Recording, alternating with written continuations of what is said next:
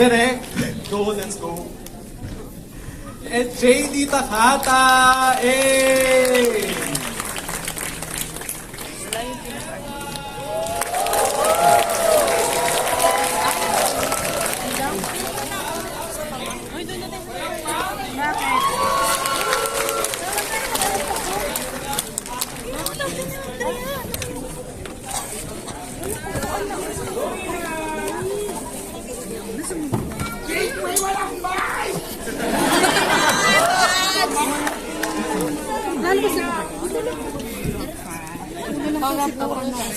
Mami! Cause I really feel like a jeans day. I say, Oo, mauna, para wala mo nang aalis talaga. Papasok. Papasok.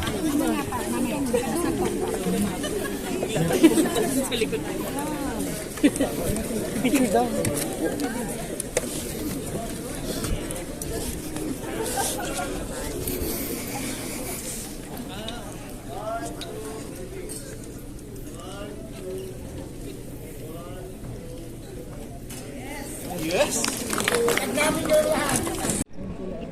So ayun na nga, Miss Evans, kamusta naman ang Cinemalaya era?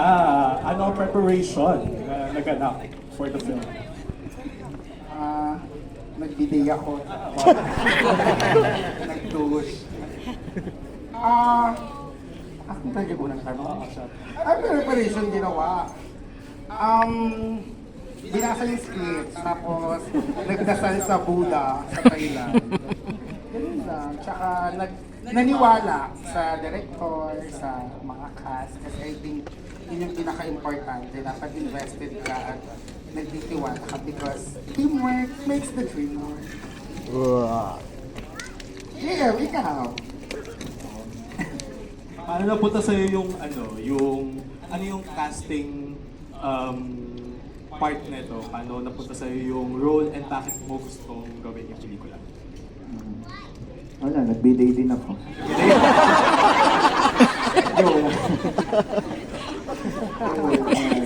Sana, Manang-mana isa dyan, eh. Nag-audition po ako right after ko lumabas ng PBB. Audition agad ako. Hey! Ito lang. And how do you feel na nalaman mo na ito ay Cinemalaya entry? Na Cinemalaya entry ito, paano mo na... Puno-puno ako ng doubt sa sarili ko na ayun na, Cinemalaya. Hindi ko alam kung kaya ko. Kasi that time, parang isang workshop pa lang yung napapasukan ko. Hindi pa ako sanay humarap sa camera. Hindi pa ako sanay makipag-usap kila direct sa lahat ng prod. Kasi puno-puno ako ng self-doubt kung kaya ko talaga. And ayun, habang dumating naman sa taping na napagaan naman nila yung love ko. And how was the preparation for the character? Before ako pumunta ng Ilocos, to be honest, hindi ko man lang natapos yung basahin yung script na yun. Kasi, ayun, nadaba rin yung schedule. And paglapag ko sa Ilocos noon, doon ko na-meet si Direk Carlo Cato. Kahit siya na-pressure. Kasi gets niya na wala pa akong experience, wala pa akong kaalam-alam. So, ayun, ang dami sa akin pinagawa nun. Parang pinapatalon ako ng parang palaka. Hindi ko alam na parte pala ng workshop yun. So, pero na-feel ko naman si Direk Cato na punong-puno ng pressure talaga kasi hindi ko magawa. Sobrang nahihiya ako. And sabi ko na lang, Direk, tiwala ka na lang sa akin. Ako na lang bahala. So, nagtiwala naman siya habang so nagsunod-sunod yung araw. Medyo nag-loosen up naman ako. Ano yung highlight for both of you while shooting the film? Stabilo po, Scholar Crew. Yung highlight, yung acting coach kasi namin, si Direk Carlo, madami siyang boka. Actually, sabi ni Direk dito, wala naman siya, di ba? May friend pa si Direk Carlo dito. Okay, labas muna kayo.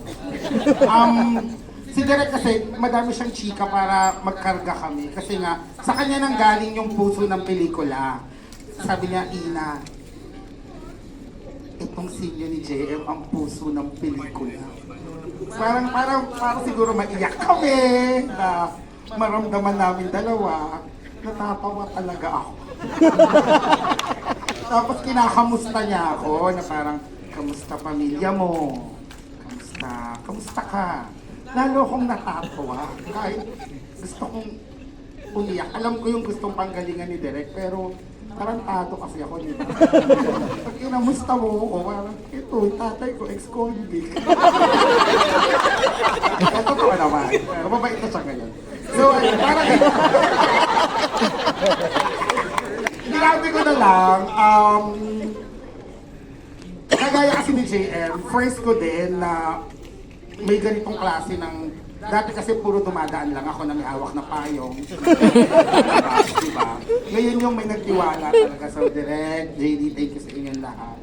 So, nagtiwala na lang din ako kay JM. And in fairness, nakita niyo naman yung film. Magbe-best actor siya bukas. Ang galing niya talaga. So, parang ako, nadala na lang, nagtiwala na. Teka lang, okay na. Mga nangaaway sa akin sa Twitter. Mahal ko kayo lahat, mga youngster. So, ayun, parang inalala ko na lang yung napag-aralan ko sa Meisner. Tapos, si Miss Elora po, teacher ko siya sa Meisner. Ganun yung kagaling. So, ayun, ganun yung ginawa namin preparation for the character. Karga-karga, tapos, ikaw na? Honey. JM, anong highlight mo nung nasa Ilocos kayo shooting? Yung audience Halos sa'yo. lahat ng Picture. araw na i-stay ko doon, highlight na sa akin. Kasi kada araw talaga bagong learnings eh. Kasi adapt lang talaga ako adapt. Open ako, hindi ako nahiyang magkamali nun. Ready akong masabihin ko anong dapat gawin ko, anong tamang gawin. So, lahat na remarkable. Until now, hindi ko malilimutan. Kaya ko pang i-detalye bawal nangyari. So, Alright, so let's hear from the filmmaker. Host Ira. Direk Arvin! So, based do sa mga comms and talkbacks from the previews, you mentioned na this is a story you gifted to Team Roan. So, paano siya, ano yung backstory nito? So basically, mahilig talaga ako mag-conceptualize. Pero yung mga yon hindi kasi automatic na ako yung mag-concept. And that material, I pitched it to Tim Roan nung birthday niya kasi wala akong dalang regalo. So yun ang regalo ko, concept. So, and then I know na si Tim Roan ang tamang dapat na magsulat at mag-direct nito dahil fan din ako ng mga short films niya. And bukod doon, mabait siyang tao. So alam ko na mga kasundo yung mga... Though, syempre, pag nag-brainstorm kami, may mga away din na nangyayari na healthy conversation. And then, syempre, nag-tap din kami ni Tim Roan na idol din namin sa pagsusulat, which is si Ate Arlene Alegre. So, from there, Tumblr daw niya. Inuna ni Tim, yun na yung goal na siguro as a creative producer, kailangan lumabas yung boses ni Tim Roan. Na sobrang proud ako kasi nag-translate siya sa pelikula. So, congrats. Hey, congratulations, Direk Team! O, kamusta naman? Nung binato sa'yo yung story, paano mo siya sinulat? Kasi you mentioned na it is also a personal one for you. Magaling na si Marcos. Oo. Hindi kasi yung Presidential number 82, dahil binigay niya sa akin, during the development, kailangan kong makakulit doon sa kwento at doon sa bida. And then, dahil ito ay kwentong mag-ama, kailangan ko din yung personal experience ko sa tatay ko. So yung tatay ko ay hindi ko masyadong close kasi siya siyang taong mahirap kausapin. Like kahit kausapin mo siya, hindi siya sasalita. It feels like kailangan kong pumila sa kanya para maabot ko siya. And after I graduated, akala ko magkakaroon ako ng relationship o makakonect ako sa kanya. Kasi tapos na. But 5 days after I graduated, namatay po siya. And nung namatay si Putra, marami ako nalaman. katulad din ni Max, hinila din siya at marami din siya nalaman tungkol sa tabi. And then, akala ko kasi yung pelikula ko yung magiging love letter ko sa tabi ko. But then again, when I finished the film, love letter ko pala to sa inner child ko. Nakahit pala ako na Wala ka nilabutan ako. saka si na kung kami nag-connect kami naghahanap kami ng superhero na tatay na sasagip sa akin. Pero yung pala yung isa lang yung mitolohiya yung pinaniwala ng mundo sa inyo. Ang dramatic. So, direct team, yung pelikula very character-driven siya, child number 82. Pero it is very layered. And ano yung socio-cultural, political, ano neto, relevance? Lumapit ka ba? Meron, of course. Kasi lahat tayo ay naniwala na marami tayong problema. Naniwala tayo na sana meron isang tao sasagip sa atin. Naniwala tayo sa mga superhero. Naniwala tayo sa pantasya at ginamit ang pelikula para makatakas tayo sa mga realidad at problema. But then again, yung pelikula ko ay kabaliktaran. Ginamit ang pantasya para gisingin tayong lahat. Na hindi totoo ang mga fantasy na ito. Hindi totoo ang superhero na may sasagip sa atin. Kailangan gumising tayo at tanggapin natin na walang ganun. At minsan, yung sasagipan sa atin yung sarili nito.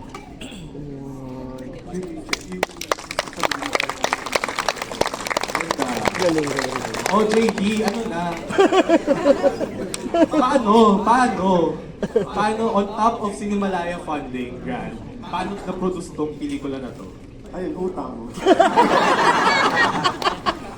Paano? Kasi ang laki ng pelikula, script pa lang, diba? So, nung nakita mo siya, ano yung assumptions, nag-hold back ka ba?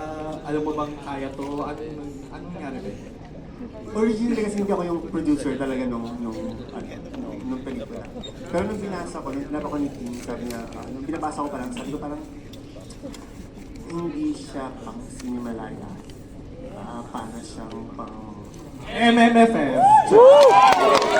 Para siyang But then again, nung sabi ko kay Kim kasi, once na magkaroon siya ng malakas na loob para gawin ng kanyang first full length, sabi ko, babakas ako.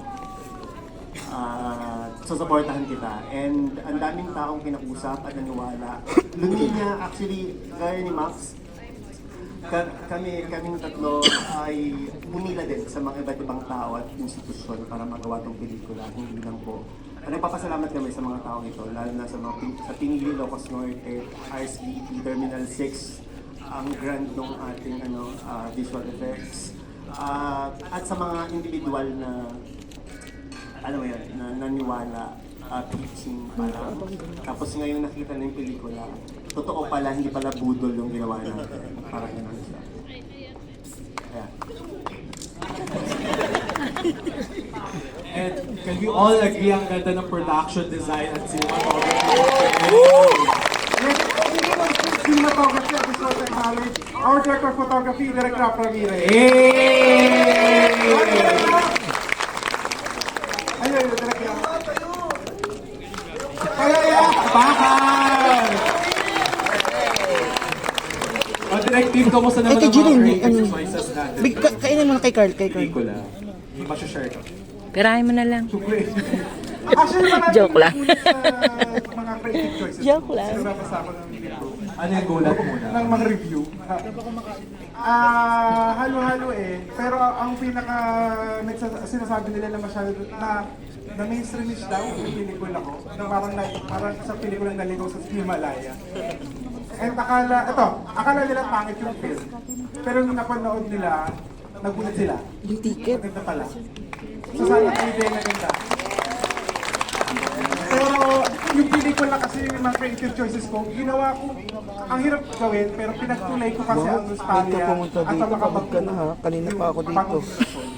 Medyo make up kasi yung dalawang generation na may strong hold.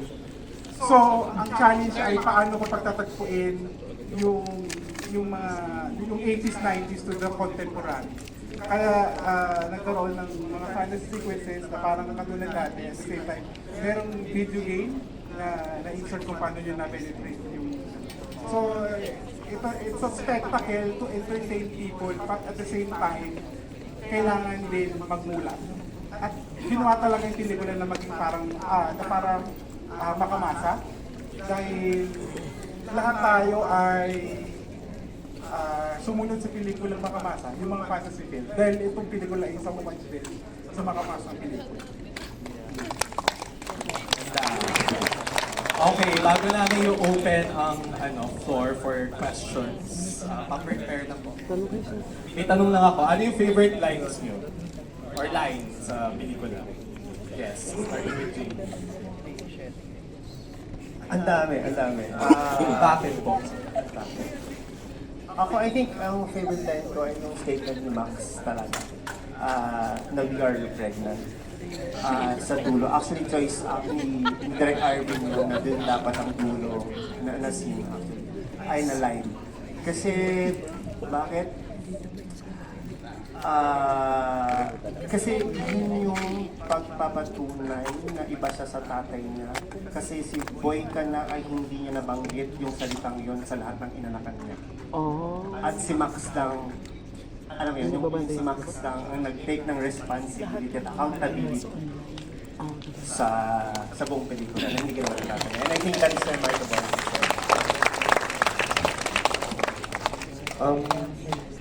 Siguro ako yung hindi ako numero.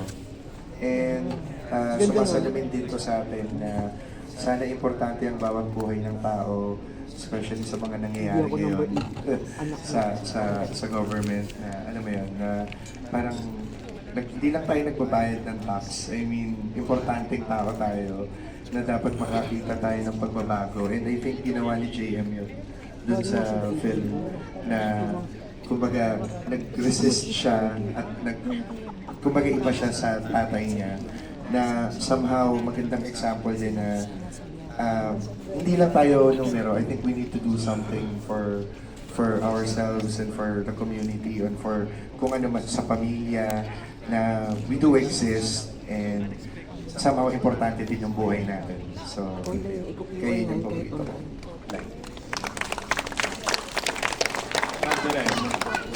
Ako yung Mother Betty, yung... Boy ka na. Sinabi niya hindi man lang pinagan ni Perla, si Boy ka na one last time. Sakit yun. Kasi yun din yung nagpapaalala. Ako yung may breaker. Ako yung we are pregnant. Gusto ko yung word na yan. Kaya Alam mo kung ano pinakamagandang line? Ano? Ang pinakamagandang line sa kami ni yung kay Miss siya. Yung gumanti siya. Ang lutong nun. Grabe. Ako, Parang chicharon yun. Oh, grabe. 95% of the film. Diba? 95% of the film. Nabasa yung nasa isip eh. Ay, hello. Palakpakan po natin ang teaser. Ayun pala yun. Laura. sasagot na ako. Apo. Well, sa akin yung sinabi ni Max kay Alicia na hindi mo lugar yun. Ako dapat yun kasi nung time na yun, nung nasa ganong edad din ako, yun na yun eh. Karamihan ng kabataan ngayon at that age, mas pinipili pagbasehan yung sariling paniniwala nila. Bigyan sila sa lobby ng iba, sa opinion ng iba, na parang dalawang sampal sa akin habang ginagawa yung pelikula na, parang at the end of the day, sila pa rin talagang may alam kung sila ang nakakalam kung ano yung tama, sila yung nakakalam kung ano yung dapat mong gawin. At ayun, parang doble aral sa akin yung linya nun.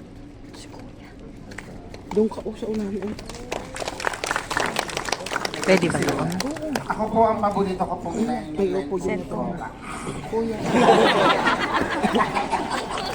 Hindi na lang, para ako na mag-isip. Hindi, ako yung line nung nanay ko, si nanay Perla na yung mga tao ayaw nga ng babaeng presidente, bakla pa kaya.